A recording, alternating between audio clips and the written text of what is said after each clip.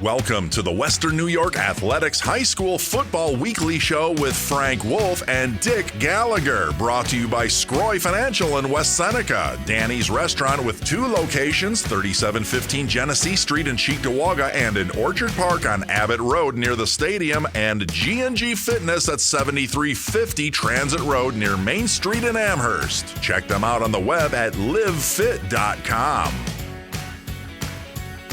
Hello and welcome to another exciting edition of High School Football Weekly. I am Frank Wolf from WNY Athletics, and I'm joined by Dick Gallagher from WGRZ High School Sports. And we are talking about the Week 6 high school football season, which came and went with a lot of cool, great games. Orchard Park, Lancaster, Jamestown, Niagara Falls, and many others. How about Canisius putting up a great fight against Cathedral Prep on Saturday? We'll be talking a lot more about those games and the games in the week ahead. But let's thank some of our sponsors. West Her Family of Dealerships, UBMD Orthopedics, Scroy Financial of West Seneca, and Logistics Plus of Buffalo, New York. Thank you to all our sponsors for allowing us to do this show. Here's a look back at the Week 6 Connolly Cup AdPro Sports Top Performers and the Trench Trophy nominees for Week 6.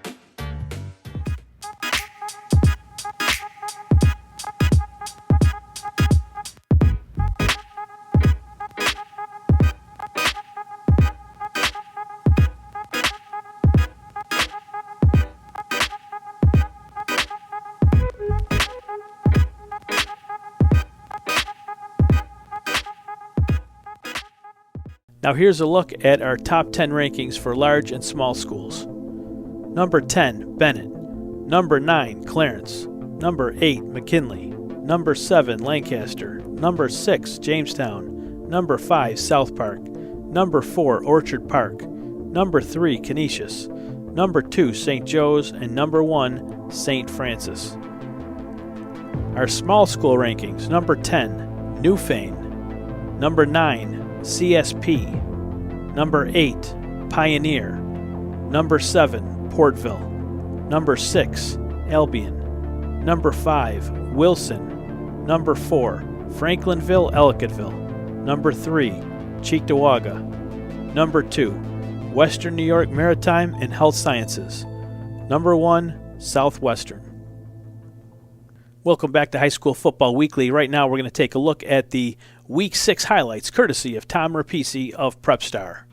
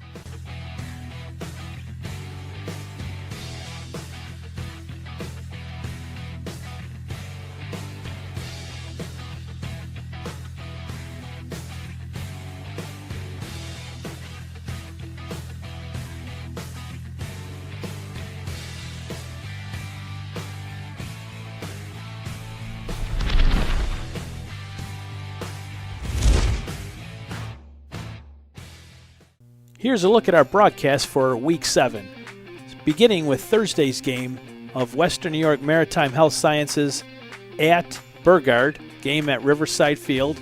That'll be on Thursday at 7 p.m. On Friday, we'll have 2 games for you. Down at Jamestown, Orchard Park makes their way down to Strider Field for a 7 p.m. game versus Jamestown. And at the same time, on another channel, we will have Amherst at Grand Island. That'll be both played on Friday nights starting at 7. And don't forget, at 9:30 is the Friday night final drive with Francis Beck and John Simon. And then on Saturday, we'll have the Kenmore East at Kenmore West game at 2 p.m. That'll be at Crosby Field. Hey, Josh Allen. Hey, thanks for coming by. Big fan. Really? Yeah, absolutely. I'm all about that teamwork. Yeah, that's West Her. Get the right people, working together, making connections. In fact, show me what you got. I'm going long. Really? Woo.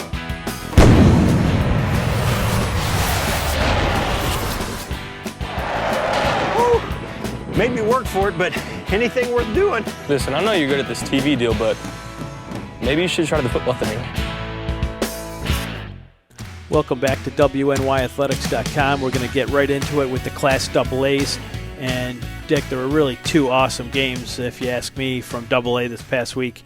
The first one was at Orchard Park, taking on Lancaster last week at Foyle Kling Field, with the Quakers coming out 21-20 winners in that game.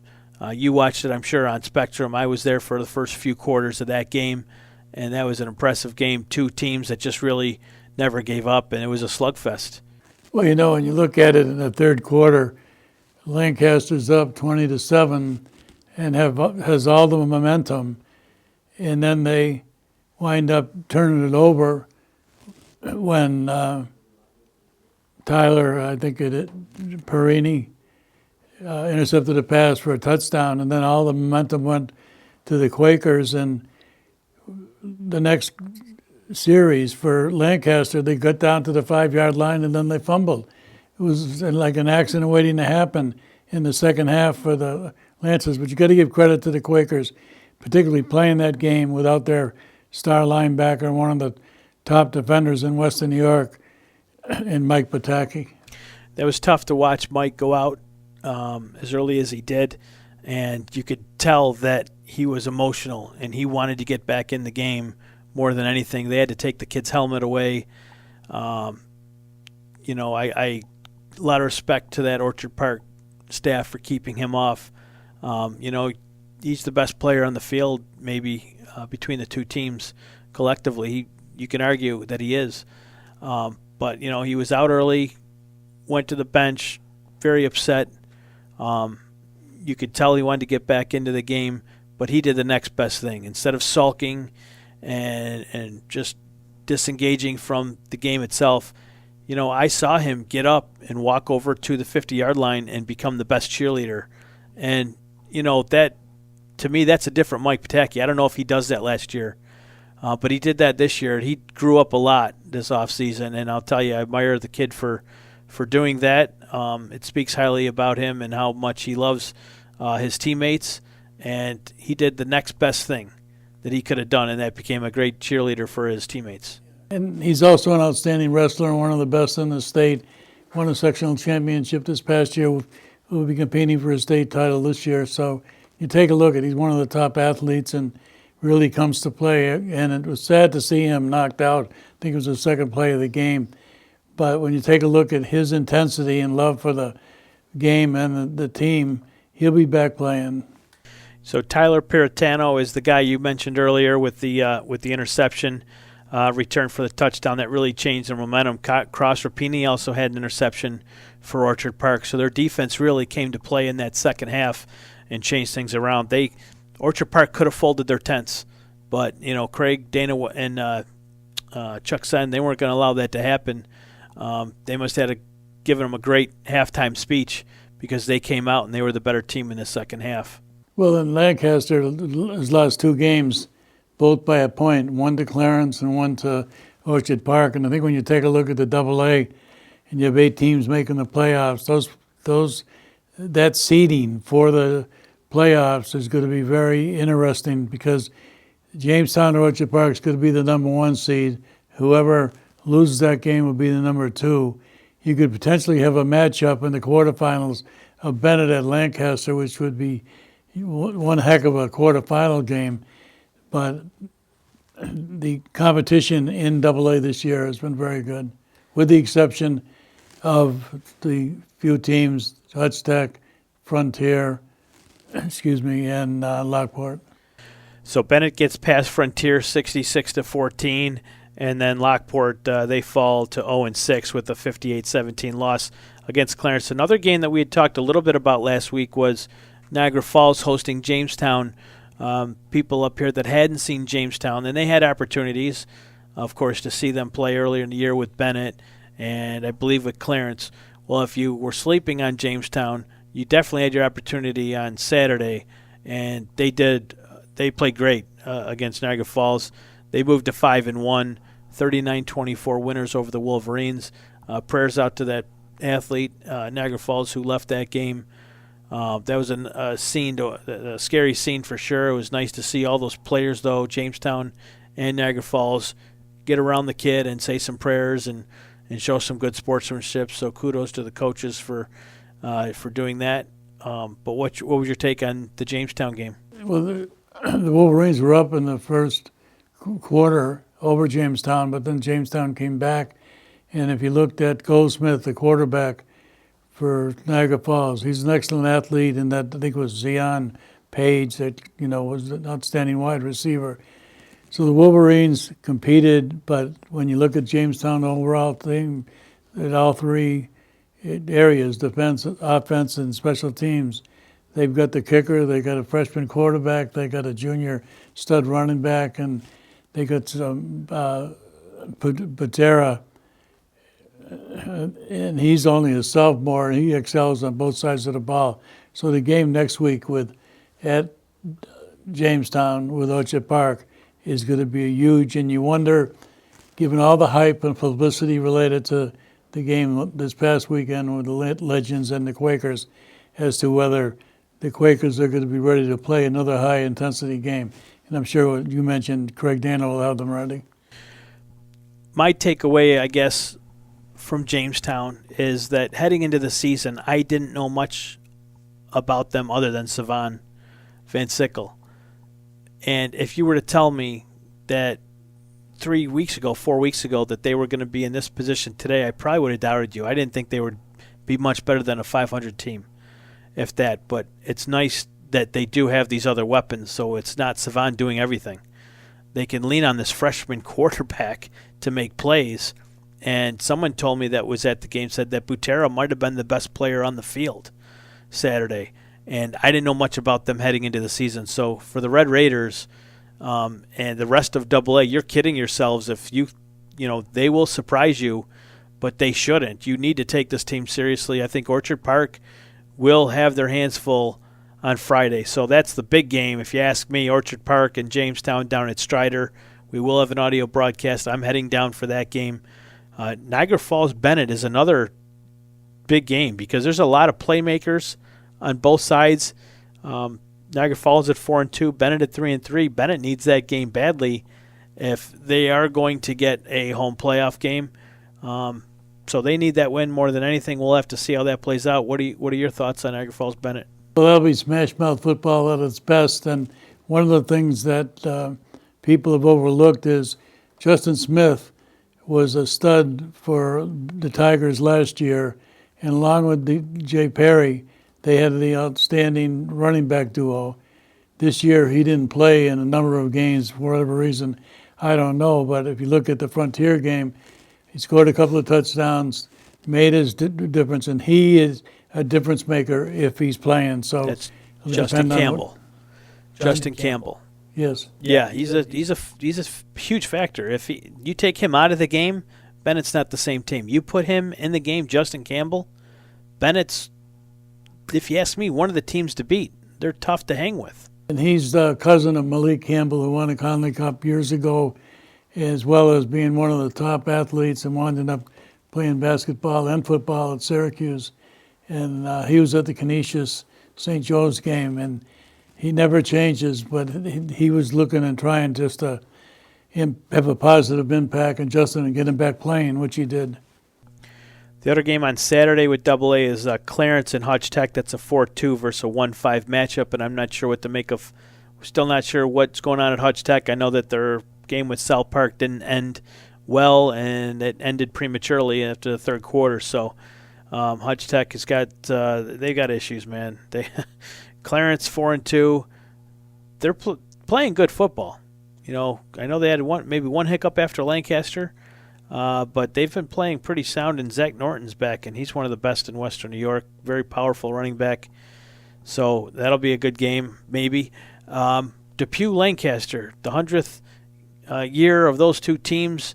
I know they took some years off, maybe in the 30s. They weren't playing nice, so they suspended that game for a while. But they're back, and I think this is their 93rd meeting. I won't go to that game. I'm going to miss it. But you've been to a number of Lancaster Depew games. Just talk about that atmosphere. Well, the atmosphere is fantastic, and it's for bragging rights, and a lot of those people stay there in their respective communities for the rest of their life. And if they win that game, they're happy. But when you take a look at it, Depew really, when you know they have 700 kids in the school, and Lancaster's got 1,500. They have 30 on their team, 28. Lancaster's got 48. So you look at the depth, but Depew's surprised this year. And P.J. Burns, outstanding wide receiver, safety.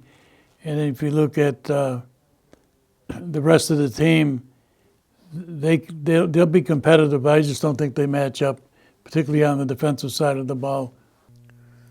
Yep. Well, that's going to do it for Class AA. We'll be back in just a few minutes to get into the Class A1 and A2 divisions. We didn't get here by accident. It starts with a plan to protect your future, to invest in your future. It started with Scroy Financial. Plan, protect, invest. Scroy Financial. We needed a plan to protect what matters most.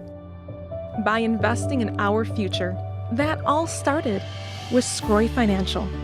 Plan, protect, invest. Scroy Financial. Welcome back to WNY Athletics.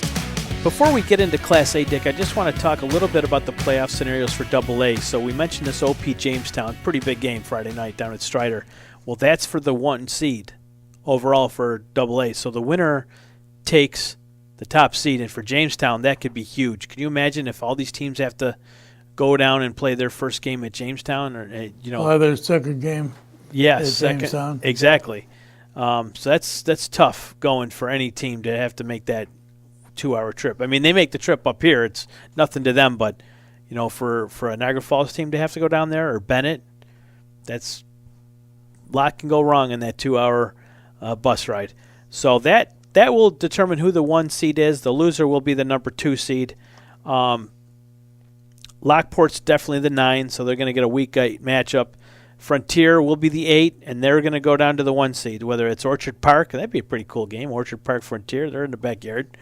Or Frontier will see Jamestown. Hutch Tech is the 7, and they're going to go play that 2 seed. Seeds 3 through 6 are going to be decided after this weekend. So that's the AA playoff scenarios after Week 7.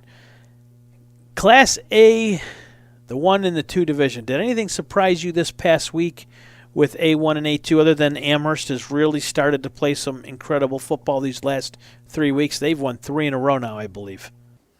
Well, with Amherst, when you take a look at, the kid that transferred from St. Joe's, and he had an outstanding game, and he's an outstanding two-way player. He makes a difference. But Nick O'Neill is an outstanding defenseman. And when you take a look at Amherst, they've been down for a number of years. Right now, when you look at the A's, and you look at particularly in A2, you have South Park and Stair Point, they'll get 1-2. There's 5 other teams that are going to be competing for those other 2 slots, and that's not going to be determined until after the games this weekend. So Amherst was a surprise to some, maybe, that win last week. Oh, I think it was a definite surprise. Okay. But last year, Albion wound up undefeated in the regular season. I think they lost the first playoff game. this year, when you took a look at Amherst and what they've been able to do, if they're able to be one of those teams to get into the playoffs, they can be a force. Yeah, absolutely. I was taken back by that Will South West Seneca East game. I checked the score on that. It looked like West Seneca East was up quite a bit, and Will South came back in the second half. Did you happen to see any of that game or get some stats? Or Well, I think that if you take a look at Williamsville South, they were 0-2. They won, 3 straight games, and they beat some, really solid teams. West Seneca East, if you go into that game, looked like they were going to be favored. DeVar Mathis had 5 touchdowns. He's their big MVP. And if you look at it, I think it's the players for Williamsville South have really come to play and understand. And the thing I like about this season for Craig Krasinski is he lost his dad, who was at every game that he ever played or he ever coached. And he just wanted those kids to have the rest of this season basically on Fred's memory, and they even had the signature on their jerseys. And I just think that when they play South Park this week, I don't see many teams matching up with South Park. So Williamsville South goes from 3-2 to 3-3. They're going to be, I think, 4 or 5 teams that are going to be 5-3. 3-3. yeah, I mean, if Will South does happen to beat South Park, they will get the 3 seed. If Will South and GI Grand Island wins, Will South gets the 3 seed, and then there's a 3-way tie then for the 4th spot between Grand Island, West Seneca East, and Sweet Home. So, we'll have obviously this week we'll iron everything, all the playoff scenarios. They'll iron them all out. But South Park still, as you mentioned, the team to beat. Not too many, if any, match up well with South Park, as they're at 5-0 after dismantling Hutch Tech. Star Point, it's good to see them send Coach Kevin Arrow off with the win up there. Al Tudor Stadium.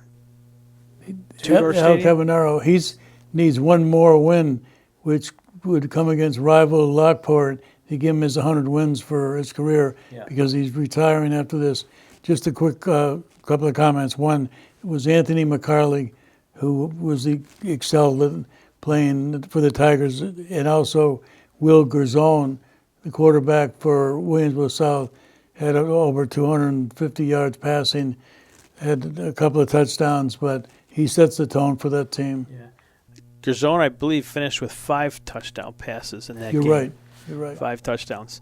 John Clifford had a couple of touchdowns. Zach Sutton had a couple of touchdowns. And Jeremy Matute, who was a Connolly Cup top performer, he had 51 yards, 110 yards receiving and a touchdown. So if Will South really did a number offensively in that game, maybe that woke up their offense, because their offense was a little bit lacking at times, especially in the beginning of the year.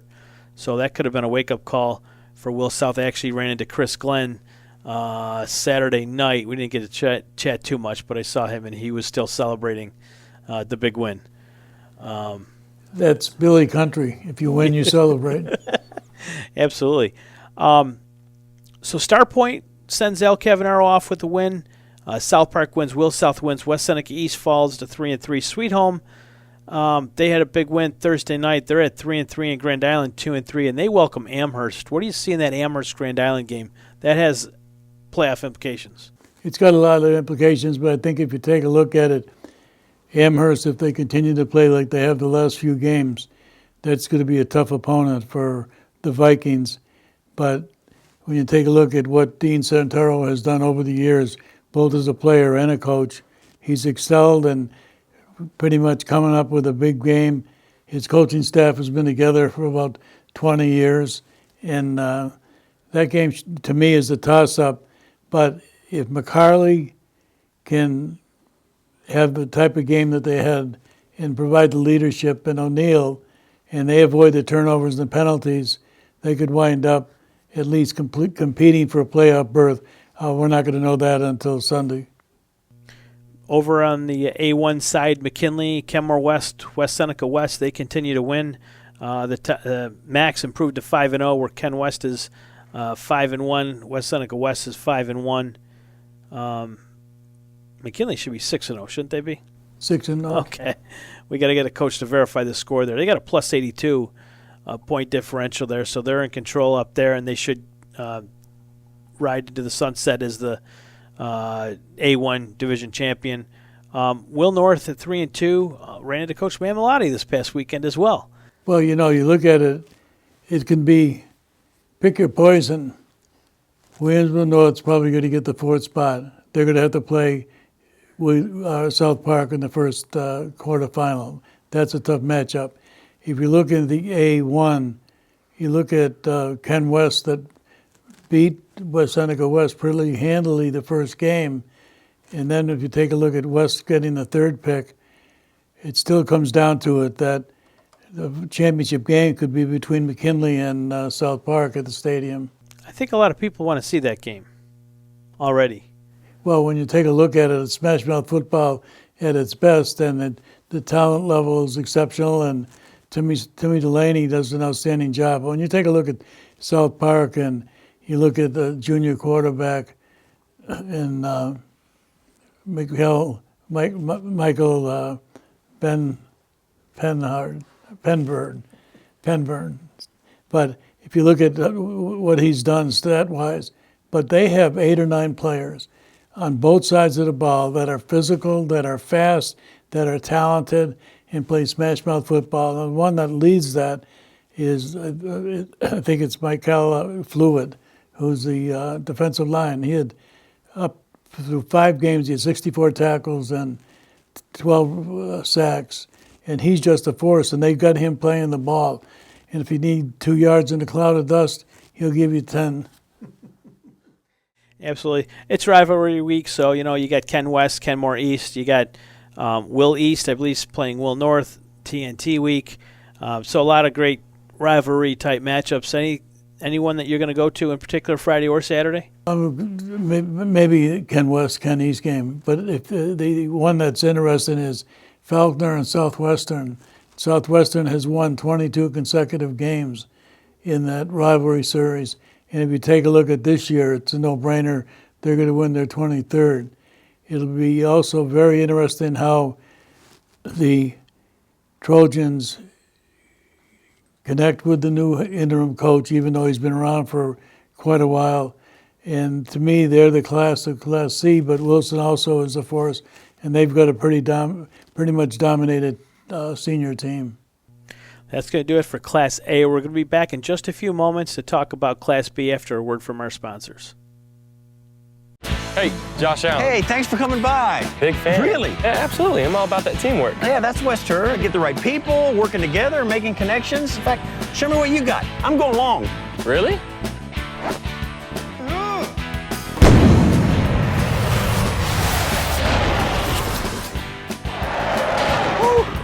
Made me work for it, but anything worth doing. Listen, I know you're good at this TV deal, but maybe you should try the football thing.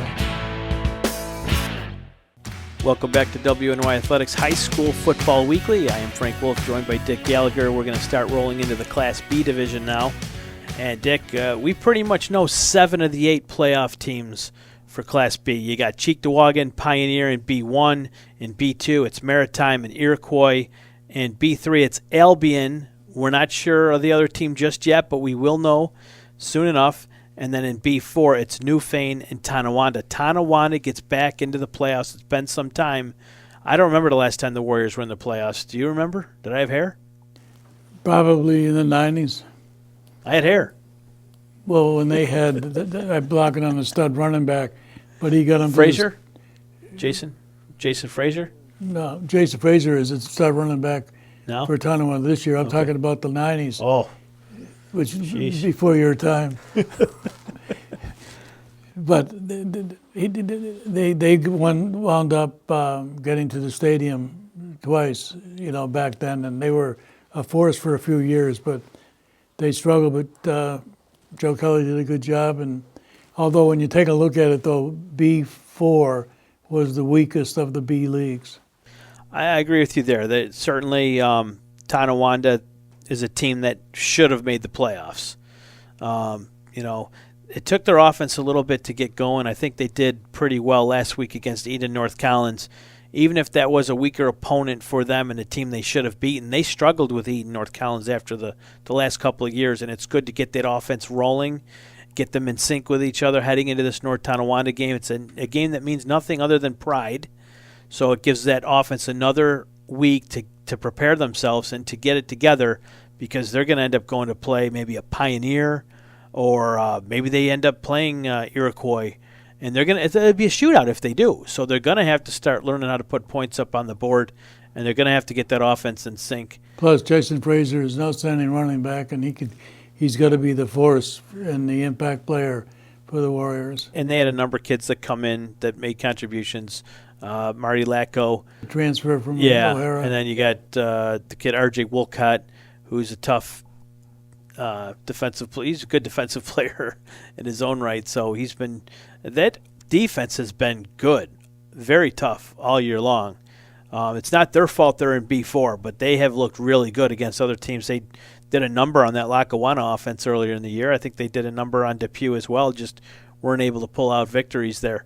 But that offense is starting to move the ball, and that's the important thing. Can they carry that momentum into Week 7, into rivalry week with TNT, and can they do that again in Week 8? We'll have to see. Albion, they did lose their first game to Amherst, a Class A school, so no harm there. They're still undefeated, and they punched their ticket. Now, in B3, that final position for the playoffs is down to Olean, Depew, and Lackawanna. Now, Olean, they play Lackawanna this week at home, and that's a winnable game for them. The way that team has played offensively and defensively, there's a good chance Olean will solidify themselves and punch their ticket. But Depew's there in the waiting. Depew right now is 3, Lackawanna's 4. If Olean loses, all 3 are tied, and they all beat each other. So it comes down to point differential in those games between those 3, and Depew is currently a +3. So they could have the leg up there. Olean's a +17. Lackawanna is a -20.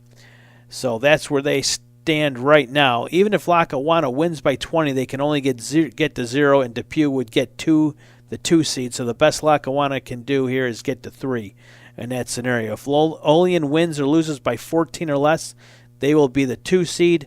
Depew beat Lackawanna, so they would be 3. If Olean loses by 15, Depew gets to 2. So for Depew to get in, Lackawanna has to win by 2+ touchdowns to get into the playoffs. And I like Depew. I think they're a good, tough, gritty team. You had mentioned a player earlier, C.J. Burns. Got to watch him play. Real good player, tough, good teammate. I like the running back. Joe's little brother. But don't tell him that. He's carving a name out for himself. Pagano. Yeah, little Pagano, Christian, who's been a Connolly Cup top performer. He's a tough runner. There's one huge thing that you got to take a look at. You have a AA school, Lancaster, playing Depew, a B school. If you take a look at the intensity, the depth, and everything else, it goes toward Lancaster. Yeah. The question's going to be, are they going to come out of that healthy? And are they going to come out of that ready to go through a week of tough practices to get ready for the playoffs? I like Olean the way Nick Frater Canagello, who is a 4-year starter, outstanding defensive player, and he provides a spark on that team. Phil Vecchio has done a good job there since his appointment as head coach. So they come to play. They play smash mouth football. And the Huskies were a little inconsistent last year. Like, we thought they were going to be good last year. Didn't have the season we expected them to have. This year they've played much better, at least up to their capabilities, and now they have a shot to the playoffs as long as they win at home. So they should sneak into the playoffs there. We'll have to wait and see. Maritime continues to beat up their opponents. They're just a good team. I'll see them for the first time Thursday against Burgard. Iroquois, that game with Dunkirk, that was one of those games that I really wanted to see last week, but I had to get to the OP Lancaster game.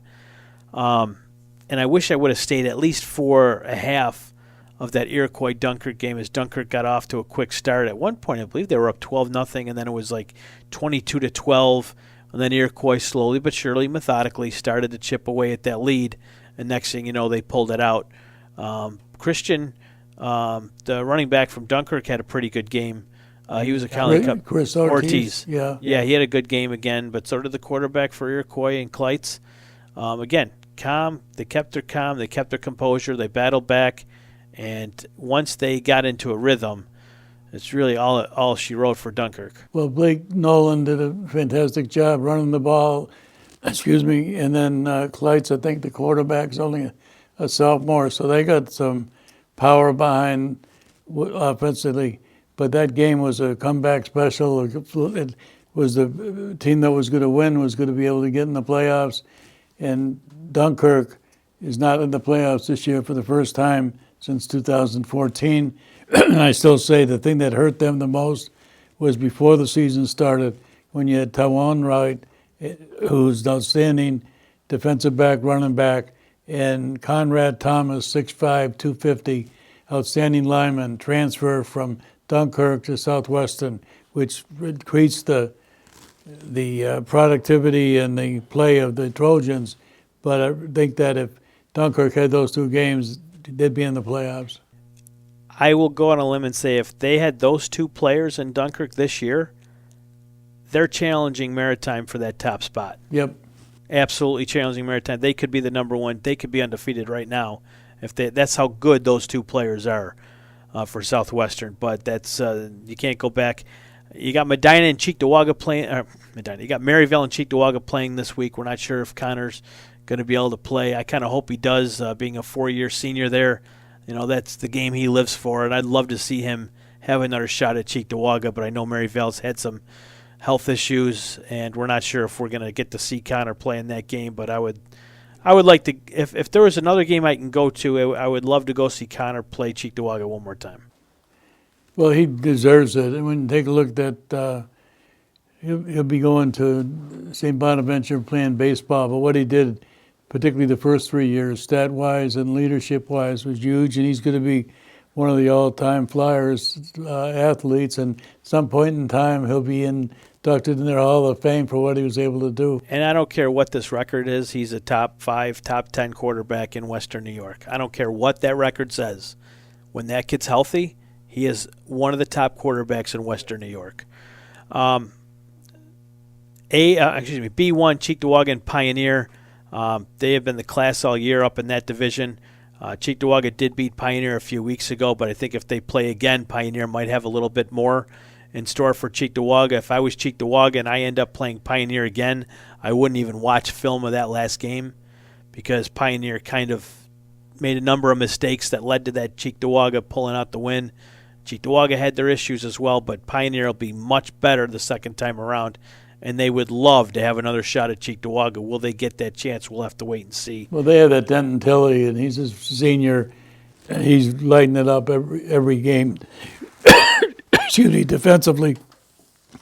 And they have a kicker, Hurlbert, who was automatic, 50 out of 51 last year, PATs. And they also have an outstanding linebacker in junior Jordan King. With Western New York Maritime, what's interesting with them is if you take the 40 points that Canisius scored, they have dominated the Class B teams that they've played and why they're going to be number one ranked in the playoffs. Well, here is the seeding right now for Class B. Number 1, Maritime. Number 2, Newfane. Number 3, Albion. Number 4, Cheektowaga. Number 5 is Pioneer, so we will see that Cheektowaga-Pioneer rematch in Week 8. And then 6 to 8 is to be determined. We'll have to see what happens with that Olean game. But, Tonawanda could end up back at Newfane in a rematch there. And I know they'd love another shot at Newfane, or they're going to be going up to Albion, which I think could be a winnable game for Tonawanda if they can get that 3-6 matchup that would be. We'll have to wait and see, but I think they're going to fall to 7 and end up playing Newfane, and the one they don't want is they don't want to be the 8th seed having to play Maritime. We'll have to wait and see. And you have Jaden Heers, strong two-way player, as well as Garrett Strock, strong two-way player, and both of them combined are going to be over about 1,200 yards, 1,400 yards rushing. They come to play, and they have it pretty much dominated by seniors, so they'll be ready, and Chuck Nagel does a good job. Well, in just a second, we're going to come back with the Class C and D, and then into the Monsignor Martin. We'll be back after a word from our sponsors. We have hundreds of square feet of physical therapy in multiple locations.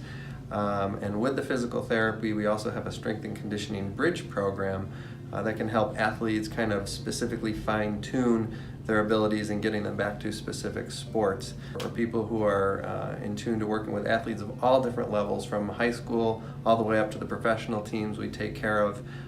This is a service that's offered through the UB Well program.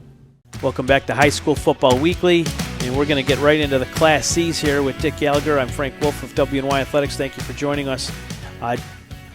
Class C in the North, anyways. You got Wilson at 5-0 in Class C. They're 5-0. JFK is right behind him, and then Akron and Silver Creek. Silver Creek, 2 wins in that division. Came on strong the last 2 out of the last 3 weeks, anyways. Cleve Hill 1-4. They lost last year, a heartbreaker to CSP. In fact, they were up in that game. I think that was like the first lead that CSP had, or that Cleve Hill had all year. But they were unable to pull that one out. And then Roy Hart, they have not been able to win a game this year. C South, Southwestern continues to roll. Their division record is 5-0, followed by Portville, the Panthers, at 4-1. Allegheny Limestone 3-2. And then you got Fredonia at 3-3, Chautauqua Lake 2-3, and then it's Cattaraugus Valley, Cassadaga Valley Falconer 1-4, and Gowanda 0-5. And Gowanda's season, I believe, is over. They are forfeiting again this week against Portville because they don't have enough healthy players, so they may not be able to. They may not play another game this year. We'll have to wait and see on that. But that is the second week in a row that Gowanda's had to forfeit a game due to health reasons. Seeds 1 and 2 are set. It's 3, 4, and 5. They're going to depend on week 7. If Allegheny Limestone wins, they will have the 3 seed. Chautauqua Lake win over Allegheny Limestone will make it a 3-way tie. They'd all have to beat each other, so it goes to a point differential. And between the 3 teams and their games only, that'll how they will determine that playoff picture. Currently, Chautauqua Lake is a -5 in point differential. Allegheny Limestone is a +7. And then Fredonia is locked in at a -2. So we'll have to figure out what happens there. I don't know if Fredonia gets into the playoffs. Right now they're in, but they could lose. If they lose this week, I'm sorry, that won't matter if they lose to Dunkirk. But if Chautauqua Lake wins, it throws a monkey into the monkey wrench into the whole deal here.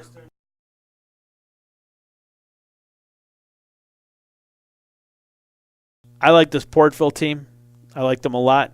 I think they're a tough running team, hard hitting, good defensive team. I'd like to see what they can do in the playoffs. They'll probably go up and play like a JFK or, maybe an Akron. Akron's without their quarterback, without their star middle linebacker. So things started off really good with Akron, and then unfortunately the injury bug hit at the worst possible time, and they haven't been able to recover from that. And Jaden Lassett has been able to light it up for the Panthers through the whole season on both sides of the ball. But when you take a look at Portville, they have a roster, I think, of 45 kids. And what Josh Brooks has been able to do in the 2 or 3 years that he's been there is exceptional. And when you take a look at the Allegheny Limestone, they are very competitive. Fredonia, somewhat of a disappointment. Jake Skinner is a stud on both sides of the ball. He hasn't done much offensively at all, but defensive-wise, he's got like 68 tackles. He has to be considered as one of the linebackers in all Western New York in competing for that. So Wilson will have a bunch of home games, it appears. At least the first one will be at home in the brand-new redone stadium up there. It looks like it'll either be Fredonia or Chautauqua Lake making the trip up to Wilson for Week 8.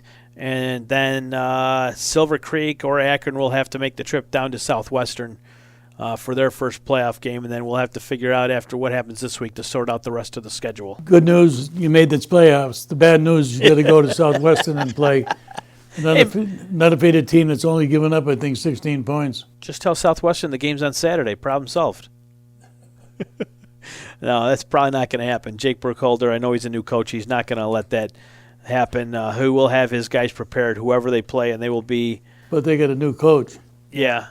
So, Oh, yeah. But he'll have them ready. Oh, well, he'll be coaching them from Michigan.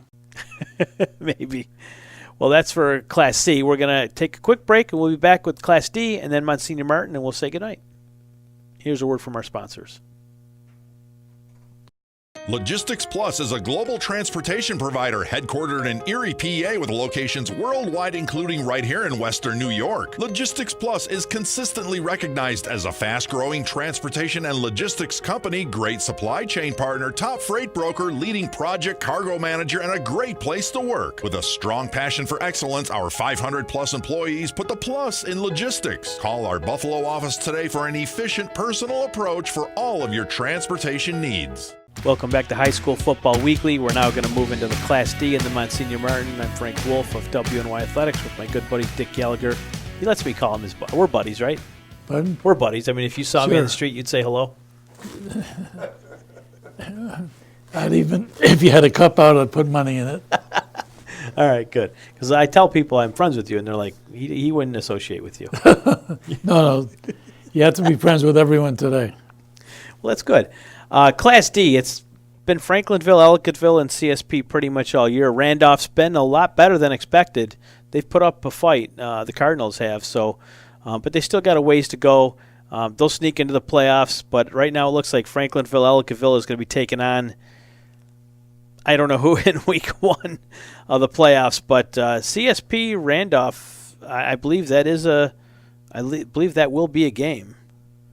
Randolph beat Chautauqua Lake this past week, and they did a number on them. So CSP's got to come to play. But when you take a look at the total domination that the Titans had over the Wolfpack early in the season, the Titans better be ready to come to play because Ty Hopper's a good team. They have Ty Hopper is a good coach. Yeah.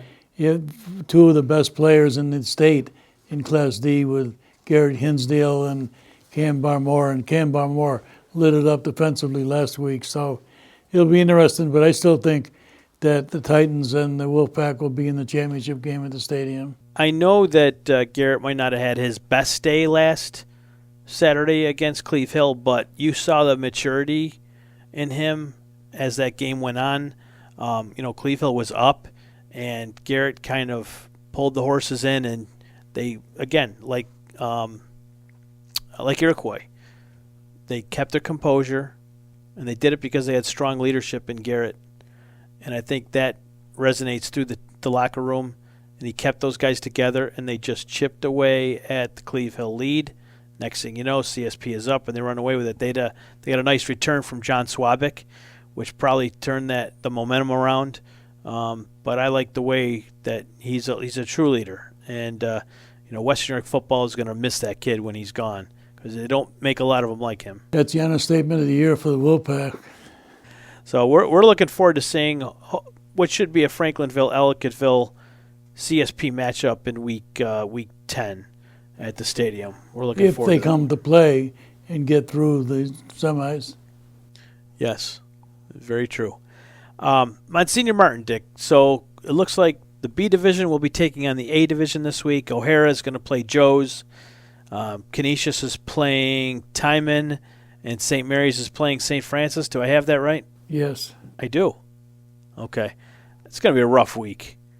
I mean, we're talking 3-4 touchdown lopsided games here.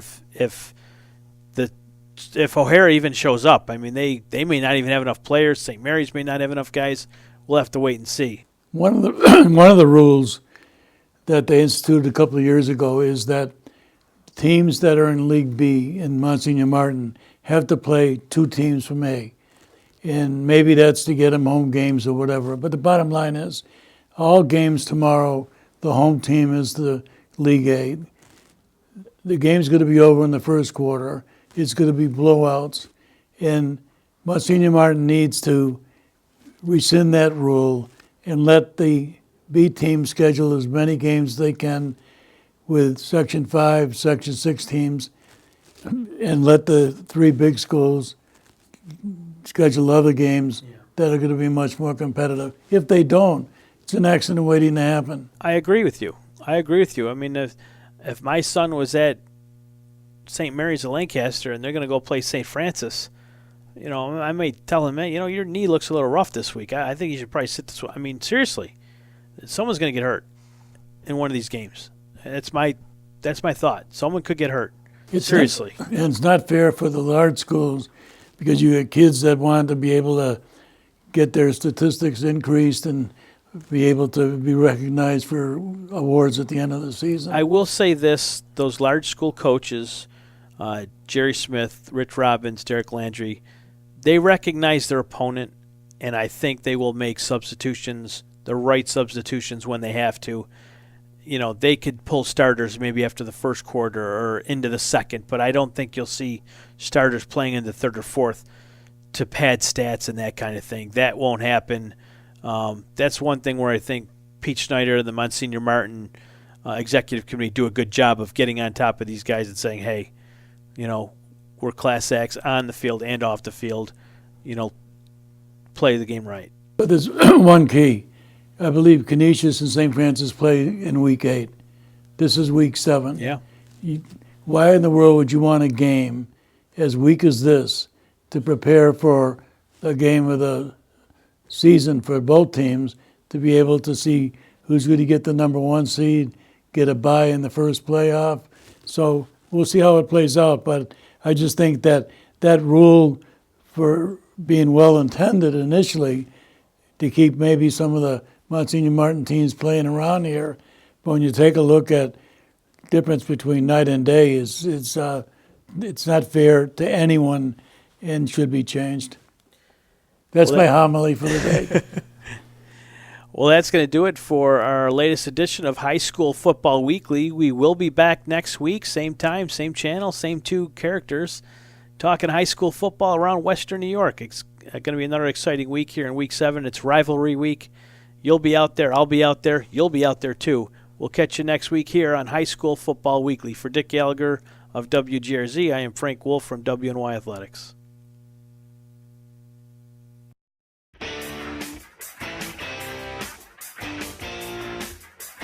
WNYathletics.com is the premier high school sports website in Western New York, providing the best sports coverage of Section 6 and Monsignor Martin leagues. Check out our page for daily game recaps and late-breaking sports news. Our online scoreboards are updated in real time. Never miss a goal or touchdown. Visit WNYathletics.com today or follow us on Twitter, like us on Facebook, and subscribe to our YouTube.